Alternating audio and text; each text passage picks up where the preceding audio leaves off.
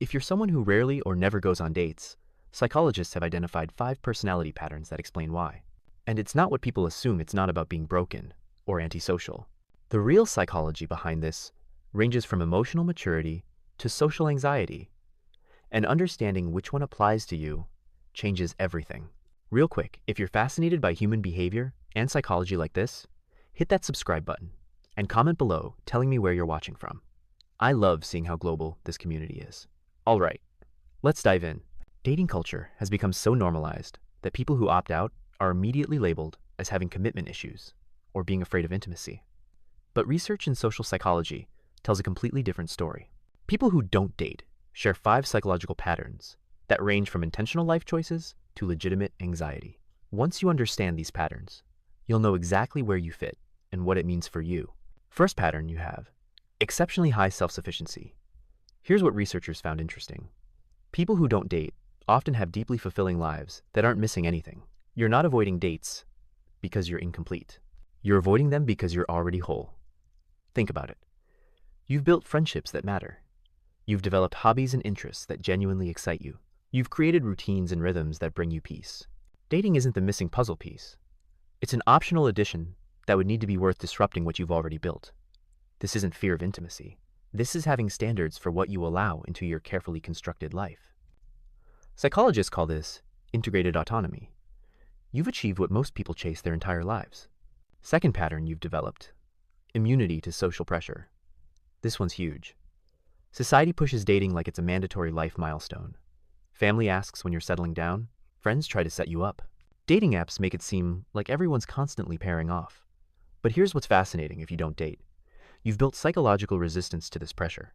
You've questioned the narrative that romantic relationships equal success or happiness. You've realized that societal timelines don't have to be your timelines. This isn't stubbornness or rebellion. It's critical thinking. You've observed enough unhappy relationships to know that being partnered doesn't automatically mean being fulfilled. Research from the Journal of Social and Personal Relationships shows that people who resist social pressure around dating report higher life satisfaction than those who date simply because they feel they should. You're not missing out. You're opting out intentionally.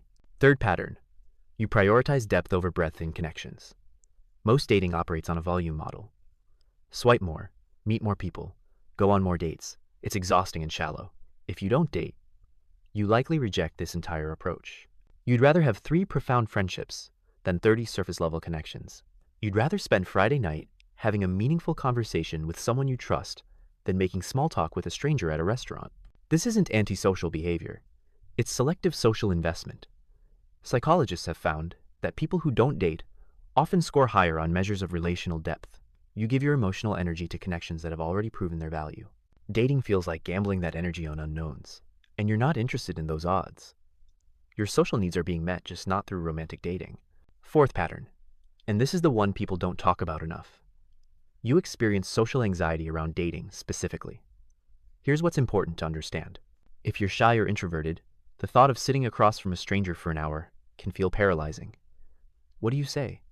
What if there's awkward silence? What if you're boring? What if they judge you? This isn't about lacking social skills. It's about the high-pressure performance aspect of dates. Psychologists have identified this as dating-specific social anxiety, and it's incredibly common. The fear isn't about commitment or intimacy. It's about the initial interaction itself. You might be completely comfortable with friends or in low-pressure social settings, but dates trigger a different kind of anxiety because there's an evaluative component. You're being assessed. They're being assessed. It feels like a job interview for your personality. And here's what research shows: this anxiety often stems from perfectionism or past experiences where you felt judged. The important thing to know is this isn't a character flaw. It's a legitimate psychological pattern that can be worked through if you want to, or accepted as part of who you are. Some people overcome it with practice and exposure. Others decide dating apps or traditional dating just isn't their path, and they meet people organically through shared interests, where the pressure is lower. Fifth pattern you've redefined: what fulfillment looks like. Here's the big one. Society sells one narrative. Romantic love is the ultimate form of human connection and life satisfaction.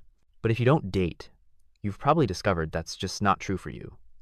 Maybe fulfillment comes from your career growth. Maybe it's creative projects that set your soul on fire. Maybe it's travel, or learning languages, or building something meaningful, or deep friendships, or solitude that lets you think clearly.